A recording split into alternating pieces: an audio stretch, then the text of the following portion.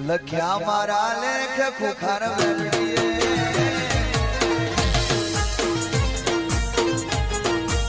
રામવાડી રામ. મારું નામ જિગ્નેશ છે. હું કનેરાથી છું. 12,000થી 5 કિલોમીટર આગળ. મારા પહેલાં 2 બેબી હતી. બેબીને એક્સપાયર થઈ ગઈ 2 બેબી.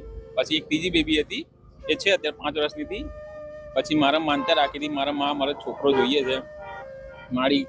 પછી હું અહીંથી જ્યારે સિઝનની તારીખ આવી હતી 5 તારીખ આવી હતી, તો હું પહેલાં હોસ્પિટલમાં ગયો. પહેલાં મારી આવ્યો દર્શન કરવા. મારીએ દર્શન કરીને મેં એવું કીધું, મારો છોકરો જોઈએ છે, મારી આટલી મનોકામના પૂરી કરજે.